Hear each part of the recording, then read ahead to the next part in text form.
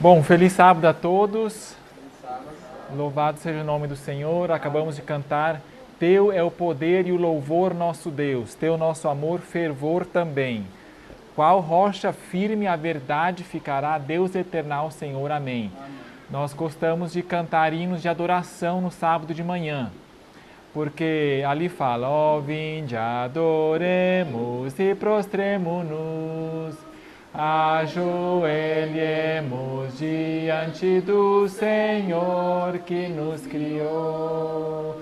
Ou seja, o sábado nos remete ao passado, à criação. Então, adoremos, prostremo-nos. O sábado, portanto, tem tudo a ver com adoração. Ó, vinde, adoremos e prostremo-nos ao Senhor que nos criou, porque em 6 dias fez o Senhor os céus, a terra e o mar. Hoje nós vamos estudar um assunto que muitas pessoas evangélicas e de fora têm uma dúvida quanto ao rebatismo. E eu vou tentar falar de uma forma que as crianças vão compreender também. Quantos de vocês são batizados aqui? Levanta a mão. Quantos são batizados? Quase todos. E as crianças ainda não são batizadas, né? A Dani ainda não do Rodrigo. A Esther já é batizada? Não. É batizada? A Júlia é e a Esther ainda não, muito menos, né? A Estela não está aqui, mas nós vamos falar o seguinte: muitos de vocês já foram batizados e pode ser que vocês pecaram, que vocês saíram dos caminhos de Deus e agora ficam pensando: será que eu devo me rebatizar? Tem pessoas que se batizam uma segunda vez e até uma terceira vez. Será que isso está certo? Daniel, a Bíblia não fala em rebatismo. Nós vamos ver aqui hoje o que a Bíblia fala sobre rebatismo. E aparece sim, mas não aparece com a expressão rebatismo, mas é o mesmo conceito. Abramos a Bíblia em Atos 19. Abramos a palavra do Senhor, obrigado, em Atos capítulo 19. Mateus, Marcos, Lucas, João. Atos capítulo 19. Aqui em Atos Apóstolos, Paulo está em Éfeso e aconteceu que ele se encontrou com algum grupo. Vamos começar desde o começo aqui. E sucedeu que enquanto Apolo estava em Corinto, Paulo, tendo atravessado as regiões mais altas, verso 1, chegou a Éfeso e achando ali alguns discípulos,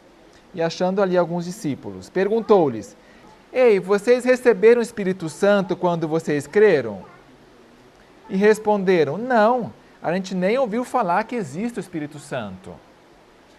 Uai, mas em que vocês foram batizados então? E eles disseram: No batismo de João. Mas Paulo respondeu: João Batista, administrou o batismo do arrependimento, dizendo ao povo que cresce naquele que após ele havia de vir, isto é, em Jesus. Quando ouviram isso, foram batizados em nome do Senhor Jesus. E aí, havendo batizado, impôs as mãos, o Espírito Santo desceu sobre eles e falavam em línguas. Arrependei-vos, batizai-vos e recebereis o dom do Espírito Santo. Atos, lá no comecinho fala, né? Eram os 12 homens. Então aqui, eles só conheciam o batismo de João Batista. E talvez eles viajaram para outro país e não ouviram mais falar de Jesus. Tem outro batismo? Tem o batismo de Jesus agora, Espírito Santo, Pentecostes. Nunca ouviu falar. Então agora nós vamos rebatizar vocês. Já tinha sido batizado no batismo de Deus, de João Batista, mas só que agora era a mensagem completa. E eles: não, a gente quer sim. E renovaram ali, né? E foi aprovado por Deus. Um pequeno parênteses. Muitas pessoas têm a dúvida, olha, em Mateus 28 fala: batizar em nome do Pai, do Filho e do Espírito Santo. Mas aqui fala só que batizou em nome do Senhor Jesus. E em outros lugares também aparece, foi em nome de Jesus. Então, tem algum problema aí. Mas não, queridos, todo o problema está em nosso entendimento. E esse trecho aqui explica justamente o problema. Estava em contraste o batismo de João e o batismo de Jesus. Não quer dizer que A fórmula batismal não incluía em nome do Pai, Filho e Espírito Santo. Mas aqui batizou em nome de Jesus para contrastar com o batismo de João. Também não fala João Batista da Judéia, né? Mas é uma forma abreviada. Por isso que fala muitas vezes batismo de Jesus como forma abreviada. Vamos abrir lá em em 2 Coríntios, o último versículo de 2 Coríntios. Para fazer esse parênteses aqui, porque muitas pessoas tropeçam e têm dúvidas quanto a isso. O último versículo de 2 Coríntios. Mateus, Marcos, Lucas, João, Atos, Romanos, Coríntios. Acharam? 2 Coríntios. Aqui no final de 2 Coríntios, qual que é a saudação que fala? O último versículo, ó. A graça do Senhor Jesus e o amor de Deus e a comunhão do Espírito Santo sejam com todos vós. Olha só, a Trindade. Nós não gostamos de usar o termo Trindade porque vem muito carregada com uma bagagem católica. Então, para não provocar, não que seja errada, mas para não gerar desconforto em muitos de vocês, nós não usamos esse termo, então, digamos assim, evitamos, né? Então, a senhora White usa o termo o trio celestial, por exemplo. Mas aqui fala os três, menciona os três do mesmo patamar. Agora vamos para o último versículo de Filipenses. Aí, ó, Filipe, qual que vai ser a saudação aos filipenses? Vai ser um pouco diferente. Qual que é o último versículo de Filipenses? Filipenses 4, verso 23. A graça de nosso Senhor Jesus Cristo seja com o vosso espírito. Uai, mas e o Espírito Santo e Deus o Pai? Não menciona? Será que Paulo aqui, o mesmo autor que escreveu 2 Coríntios, está negando a existência de Deus o Pai? Ou está negando o Espírito Santo? É claro que não. Paulo está simplesmente abreviando, é uma forma abreviada, não quer dizer que ele está negando, né? Então, quando em Atos menciona que foi batizado em nome de Jesus, não quer dizer que está negando que seja em nome do Pai, Filho e Espírito Santo, porque a Escritura não pode falhar. E nós tampouco podemos falar, não, Mateus 28 deve ter sido adulterado. De forma nenhuma. Isso é uma desculpa esfarrapada, assim, é o último recurso que se usa.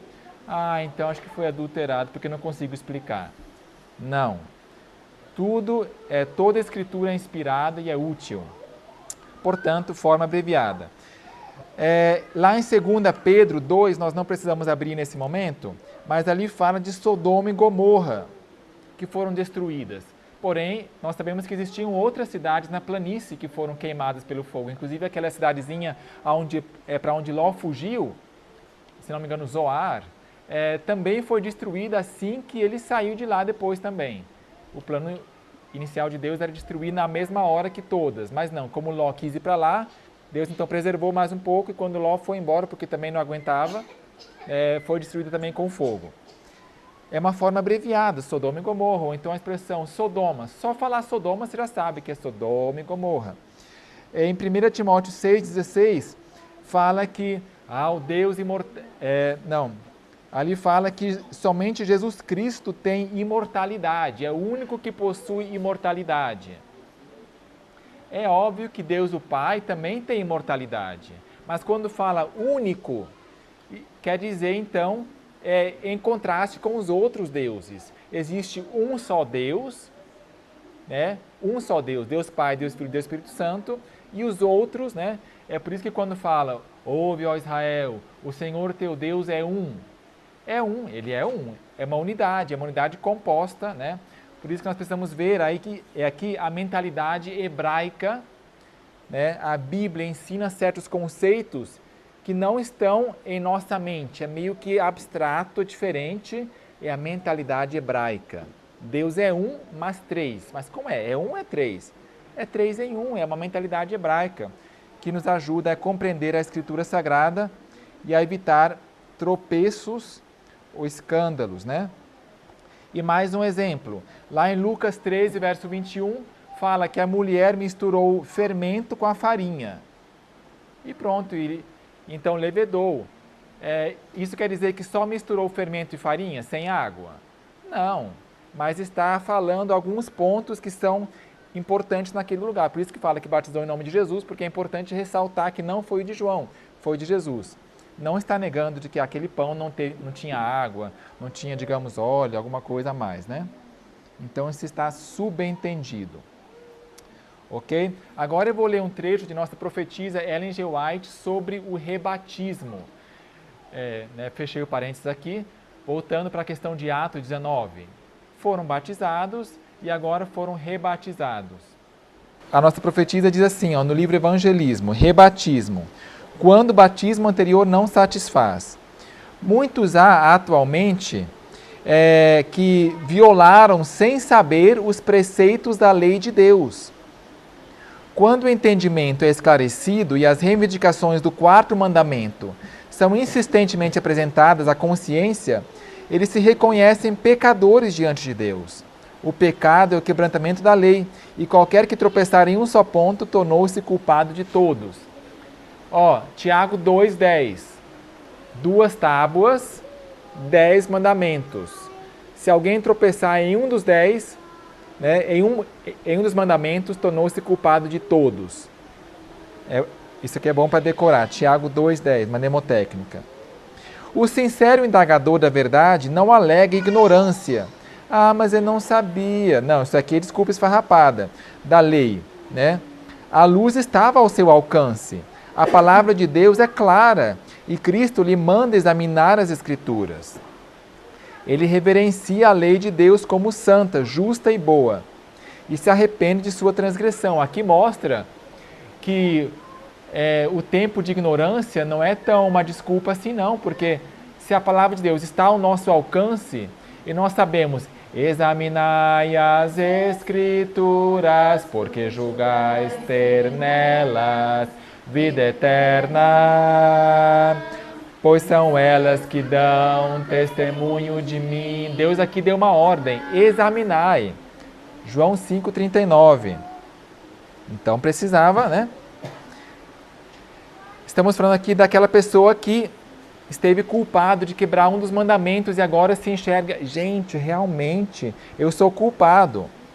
Alega pela fé o sangue expiador de Cristo e apodera-se da promessa de perdão. Seu batismo anterior não o satisfaz agora.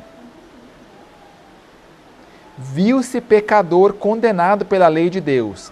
Experimentou novamente a morte para o pecado e deseja de novo ser sepultado com Cristo no batismo, para que possa ressurgir para andar em novidade de vida. Tal atitude está em harmonia com o exemplo de Paulo batizando os judeus convertidos. Atos 19. Esse incidente foi registrado pelo Espírito Santo como lição instrutiva para a igreja. Tá? Aí depois fala aqui que não é para forçar a pessoa a se rebatizar se a pessoa não sente essa necessidade, né? É um assunto individual, de consciência própria, tá? Agora 374.3. Os que atentaram por muito tempo para esse assunto, veem-no bem claramente e pensam que todos os outros deveriam ver tal como eles veem. Aqui falando que algumas pessoas não aceitam o rebatismo e falam, não, tem um texto lá que fala, que a gente vai ver daqui a pouco, que há um só batismo. Mas então, se a pessoa não tem uma consciência tranquila, não force, não insista, olha, seria bom você rebatizar. Não. Não consideram que, para alguns dos recém-chegados à fé, isso parece como negar toda a vida religiosa passada. A pessoa pensa, não, mas eu já fui convertido, eu tive uma experiência com Deus mesmo antes, agora eu cresci, é verdade, mas se eu me rebatizar agora, eu vou estar como que negando que Deus já operou em mim. A seu tempo, porém, chegarão a ver e considerar o assunto diferentemente. Como a verdade esteja constantemente desenvolvendo no seu espírito, verão os passos avançados que devem dar. Nova luz irradiará em seu caminho. O Espírito de Deus lhes operará na mente, uma vez que homens não interfiram e os procurem impelir as atitudes que julgam ser necessárias, que julgam ser a verdade. Ora, deixa eu ver aqui mais para frente. Aqui, sobre reconversão, é um termo que eu quero ressaltar. O Senhor requer decidida reforma, e quando uma alma está verdadeiramente reconvertida, seja ela rebatizada. Interessante, né? Uma pessoa, portanto, pode ter reconversão. É um termo que eu achava, não, isso não é possível. Como é que pode a porca voltar à sua comida original e de que se alguém uma vez tendo provado não pode mais, não há mais esperança? Lembra aqueles textos? Porém, o maior exemplo para mim foi Davi. Davi, ele cometeu um pecado, uma atrocidade premeditada. Não foi assim um acidente, desculpa, né? Escapou. Não. É por vários dias ali planejando. E ele teve perdão completo ou não teve, Davi? Salmo 51 está a oração de arrependimento dele e no final de sua vida, né, o favor de Deus estava com ele e Deus chamou ele de homem segundo o coração de Deus. Portanto, teve um perdão completo e existe a chamada reconversão. Depois que alguém sofre naufrágio na fé, que é um outro termo bíblico, naufrágio na fé, há esperança ainda. Tá? Você que está talvez preocupado com alguma coisa, não, mas eu pequei premeditadamente, não é possível, agora acho que não existe mais esperança. Há esperança sim, ter uma reconversão e você ter um rebatismo, né? Seja ela rebatizada. Renove ela seu concerto com Deus e Deus renovará seu concerto com ela. É bem possível que na renovação da aliança que está no futuro, né, que nós queremos renovar a aliança, tudo que o Senhor falou faremos, depois de uma certa tribulação e das trevas que vão cobrir o nosso caminho, você tem uma reconversão, você tem uma reconsagração de todo o coração, como Jacó, quem sabe, largou alguns ídolos para trás e aí passou pelo Jaboque novamente e então que você seja rebatizado. Importa haver reconversão entre os membros, para que como testemunhas de Deus testifiquem da autoridade e poder da verdade, que santifica a alma. Amém? Então, a reconversão é algo muito bonito e é algo bíblico, na verdade. Vamos abrir agora naquele texto que eu mencionei, Efésios. Efésios 4, verso 5. Como de costume, vamos ler um pouquinho antes. Rogo-vos, pois eu, prisioneiro no Senhor. O título do capítulo 4 é Unidade na Fé. Rogo-vos que com toda humildade, verso 2, e mansidão, suportando-vos uns aos outros em amor, procurando guardar a unidade do Espírito. Esse aqui é o tema desses próximos versos. A unidade do Espírito no vínculo da paz. Há um só corpo e um só Espírito, como também fostes chamados em uma só esperança da vossa vocação. Um só Senhor, uma só fé, um só batismo. Um só Deus e Pai de todos, o qual é sobre todos e por todos e em todos vós. Né? E aí continua falando sobre a unidade. É um capítulo que a Senhora White recomenda bastante. Mas o ponto aqui é a unidade. E há um só Senhor, apesar que a gente sabe que esse um é uma unidade composta, são três em um. Há um só Senhor. Não, tira essa parte aqui porque pode confundir, porque depois fala de Deus o Pai, né? Mas há um só Senhor, uma só fé, um só batismo. Gente, mas então, como conciliar isso? Há um só batismo. Muitos entendem, então, que é errado rebatizar, porque há um só batismo. Mas eu pergunto, por exemplo, eu fui batizado quando criança na igreja reformada, né? Protestante. E foi um batismo errado, foi um batismo por aspersão, né? Quando bebê, isso contradiz Marcos 16. Quem crer e for batizado será salvo. Portanto, mostra que a sequência é crer e depois ser batizado. Né? Uma criancinha de alguns meses não crê, não tem essa fé que se apodera da promessa de Deus. Portanto, não valeu. Né? Foi um batismo errado.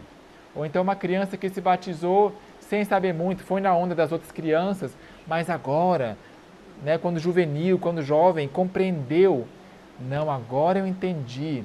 Gente, agora eu quero fazer do jeito certo, porque na vez passada, sabe, eu tive uma vida desregrada, mas especialmente se você quebrou abertamente um dos mandamentos, né? E muitas pessoas que quebrantam um dos mandamentos são excluídos da igreja ou devem ser excluídos da igreja. Veja mais sobre isso, Êxodo capítulo 21, os juízos. Quando que a pessoa deve ser removida do povo de Deus? Naquela época era para ser apedrejada, mas hoje é para ser removida do povo espiritual. O povo lá antigamente era literal, hoje o povo é espiritual, deve ser removido, né, da igreja. Então, para ser readmitido, deve haver um rebatismo, para mostrar que deixou essa vida de adultério, de blasfêmia, de bebedice, né? Deixou para trás. Portanto, por isso também rebatismo. Mas então, como entender, Daniel, isso que fala a um só batismo? Então, como assim, se não é um só de numeral, né, de quantidade, como lá em Atos 19 diz, né? E foi aprovado pelo Espírito Santo caiu sobre eles, quer dizer que foi aprovado o rebatismo por Deus. Então, como entender? Eu entendo como sendo um só tipo de batismo. Existe uma só forma, um só... Ou então pode se entender também, existe um só batismo válido. Quando você foi batizado, né? Então valeu, tá? Existe um só batismo. Existe uma só fé. Se a pessoa, por exemplo, né? Aqui fala também, existe uma só fé. Se a pessoa teve uma compreensão errônea do que é ter fé, mas agora entendeu. Ah, então é uma segunda fé? Não, é porque a primeira fé não valeu, foi uma fé mal compreendida. Agora eu entendo a fé, não é que existem duas, existe uma verdadeira, né? Da mesma forma, o Julimar, da Rose, falou para mim que ele antigamente compreendia mal a fé e até pregava nas igrejas o que é fé, mas hoje ele entende bem melhor o que é fé e pregaria diferente, né? Então, há uma só fé também. A mentalidade hebraica, para vocês verem mais dois exemplos, vou abrir aqui o Desejado de Todas as Nações, um dos livros meus assim favoritos, que eu já li várias vezes em família, acabamos de ler faz algumas semanas, Desejado 664. Para vocês verem mais um exemplo da mentalidade hebraica versus mentalidade grega. Ó, Jesus falou assim, ó, e vós fareis maiores obras do que essas, porque eu vou para o meu Pai. E agora vem a explicação, porque muitas pessoas podem pensar assim, mas como assim? Os discípulos vão fazer maiores obras do que Jesus? Né? E aqui vem a explicação. Por essas palavras, Cristo não queria dizer que as obras dos discípulos seriam de um mais exaltado caráter que as suas, mas que seriam de maior extensão. De maior extensão, mais pessoas alcançadas em mais países, né? Não quer dizer que vai ser mais poderoso, não. Então tem que andar sobre as águas, fazer algo mais poderoso que isso, não. Não é a obra em si. Quando fala maiores obras do que essas, não é maiores no sentido grego, mas no sentido hebraico. Maiores, no sentido hebraico de maior extensão. Ok? Um outro exemplo está no Patriarcas e Profetas. Patriarcas e Profetas, página 114. Um outro exemplo da mentalidade hebraica. Também já vimos isso no vídeo Estatutos e Juízos, em que nós vimos tudo que o Senhor falou, faremos. Esse tudo não é tudo absoluto, mas é um tudo que subentende que aquilo que já foi cumprido por Jesus não entra mais nisso. Quando Deus falou de toda criatura que se move, Noé, vocês podem comer agora depois do dilúvio, não quer dizer toda criatura, mas toda criatura comestível vocês vão comer, porque o contexto era a alimentação. Céticos que leem a Bíblia com o fim de cavilar, podem, mediante uma compreensão imperfeita, quer da ciência, quer da revelação, pretender achar contradições entre elas. Atos 19 fala que foi rebatizado. Efésios 4:5 fala que existe um só. aparentemente uma contradição. Os céticos vão querer cavilar, quer dizer, que vão querer fuçar aí. Mas, corretamente entendidas, estão em perfeita harmonia. Portanto, é necessário entender corretamente.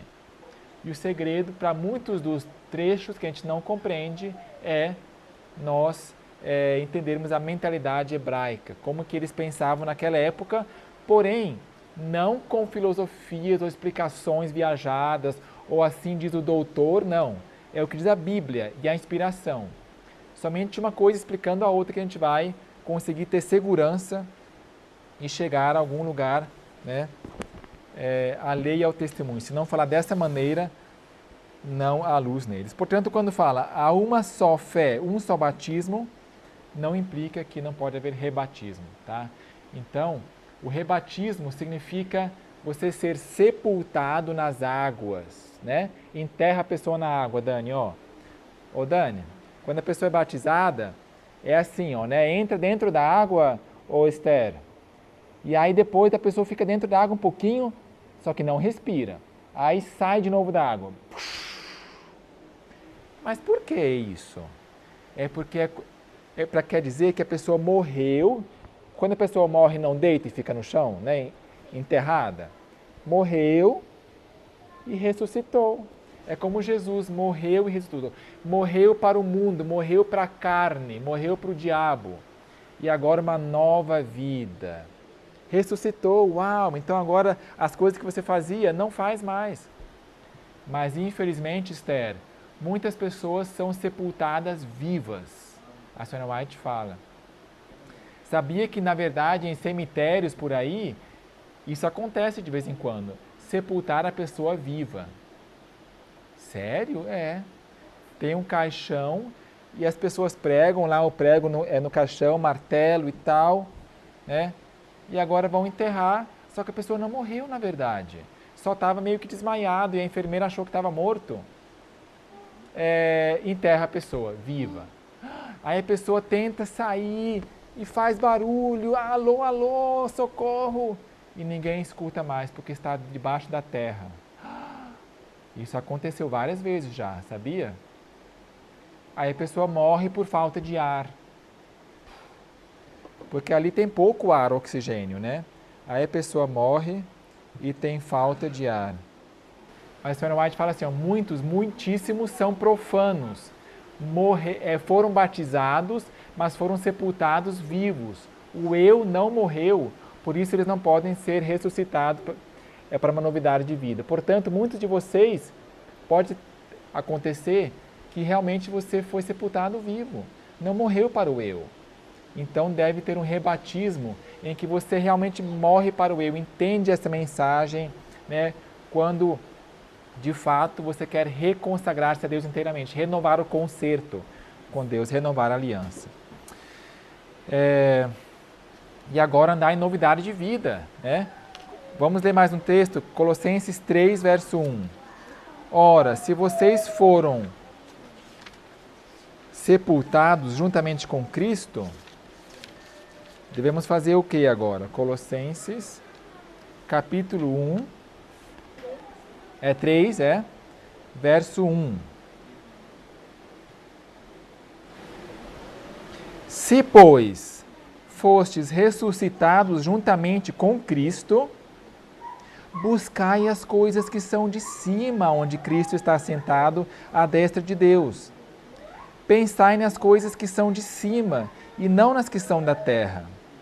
Porque morrestes, e a vossa vida está escondida com Cristo em Deus. Quando Cristo, que é a vossa vida, se manifestar, então também vós vos manifestareis com Ele em glória. Exterminai, pois, as vossas inclinações carnais. Sabe, gente, nós somos como um boneco de isopor, Esther. Ô Esther, sabe lá no Monte Oreb não tem plaquinhas de isopor lá? Placa de isopor branca, não tem? Tem muitas, né, no quarto lá jogadas. Nós somos como isopor, sabia, Anne? Quando a gente coloca o isopor debaixo da água, afundado, o que vai acontecer, Dani? Aí solta. Sobe rapidinho. ou como aquela boia sua, ou como aquele pranchinha, né? A bola. Se você põe a bola debaixo da água, né? Blim, ela vai querer subir. Então, gente, nós somos como isopor. Por quê? Nós somos como uma bola. Por quê? Porque nós, quando somos afundados, morre carne, para de pecar. Se a gente para de segurar ali embaixo, o que acontece? Quer subir de novo, quer voltar a pecar. E pecou de novo. Então baixa de novo o eu, enterra ele lá embaixo, segura ele aqui embaixo. Mas o eu sempre quer subir de novo, sempre quer aflorar novamente. Por isso que Paulo fala, exterminai as vossas inclinações carnais, que é a vontade de se inclinar, de subir, né? De aflorar, exterminar. Prostituição, impureza, paixão, né? Vil concupiscência. Se você está apaixonado por alguém, e só pensa nele, Paulo fala, fugir das paixões da mocidade. 2 Timóteo 2:22. Você que está apaixonado por alguém e quer ser dois, né? Nós dois. 2 Timóteo 2:22. Exterminar é fugir das paixões da mocidade. Exterminar. Avareza. O que é avareza? Querer ter mais dinheiro. Comprei por tanto, quero vender por tanto agora, né? Ananias e Safira. Mais. Avareza. Que é idolatria, na verdade. Verso 8. Mas agora despojai-vos também de tudo isso. Da ira. O que é ira? É ficar bravo. Eu já falei, né? Não, segura a boca. E para ter essa força, para se lembrar de fazer isso, tem que, oração e meditação. Por isso que o primeiro verso fala para pensar nas coisas do alto. Meditar, ler a Bíblia. Já leu a Bíblia hoje? Já orou? Fez o culto direitinho, Esther? Hoje de manhã? Fez o culto direitinho hoje? Pensou em Jesus? Aí vai ser mais fácil não pecar. Aí quando vier alguém provocando, aí não vou falar palavra feia não. Vou ter paciência. Vai ser muito mais fácil. Você como a taioba. Conhece a taioba, Esther? A taioba, quando pinga água, a água rola. Né? Parece que a taioba não se molha. A folha de taioba. Parece que ela não se molha. Ou é como essa Bíblia aqui, que está plastificada. Quando cair uma gota d'água aqui, né? Não vai molhar. Vai cair, vai rolar. Se a gente faz o culto de manhã, bem feitinho, que é Colossenses 3:1, meditar nas coisas do alto. O que é refletir? É você ler um pouquinho e meditar no que leu. Quer dizer, olhar para cima. Se os teus olhos forem bons, todo o teu corpo será bom. Quer dizer, se estiver funcionando a minha camerinha, né? Então vai estar cheio de luz aqui dentro. Agora eu vejo bem. Mas se estiver sujo, riscado aqui, né? Então vai ser... Quer dizer, se eu estou meditando na Bíblia, pensando bem, o meu olho da mente está bonitinho, está limpinho. Então vai funcionar a vida espiritual. E temos que colaborar com Deus, que é exterminar as paixões vis, né? Parar de pecar, porque em Cristo que nos fortalece, podemos todas as coisas, amém? Amém. Ele nos dá força para não pecar mais. O pecado, a Bíblia diz que a única definição de pecados é transgressão da lei. É uma coisa ativa, é algo, né? É uma quebra, não é uma coisa, por natureza, está em mim, sem querer, eu já estou pecando. Não. Transgressão da lei. Essa é a única definição que a Bíblia traz. Fé e Obras, página 50.1. A senhora White fala que a única definição é 1 João 3,4. Transgressão da lei. E tudo mais são consequências. Quando fala que tudo que não provém da fé é pecado, por exemplo, está subordinada a algo ativo, a única definição da Bíblia. Amém? Então, fica aqui nosso apelo para termos realmente consciência. Será que eu estou bem com Deus? Será que eu estou conscientemente vivendo a vida cristã? Ou será que eu fui batizado de qualquer maneira não estou vivenciando a palavra de Deus, né?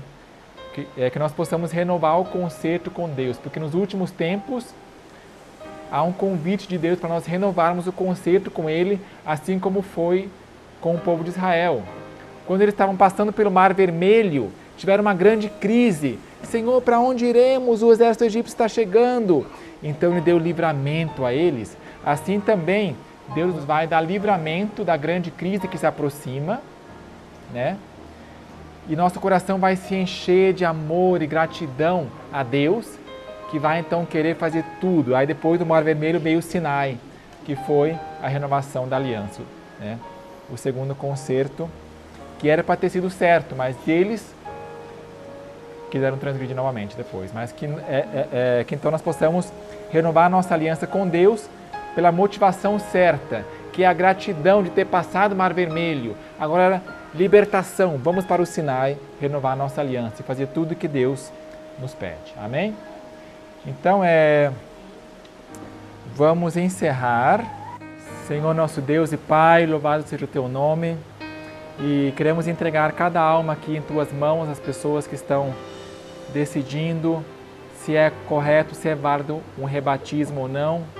Que essa sagrada decisão seja tomada segundo a Tua orientação. Por favor, dê luz a essa pessoa, dê esclarecimento e que ela reclame a promessa de Salmo 32, verso 8. Instruir-te-ei e mostrar-te-ei o caminho que deve seguir, e sob as minhas vistas te darei conselho. Acompanhe cada pessoa, Senhor, nós queremos renovar a nossa aliança e cumprir tudo o que está escrito na Tua Santa Palavra.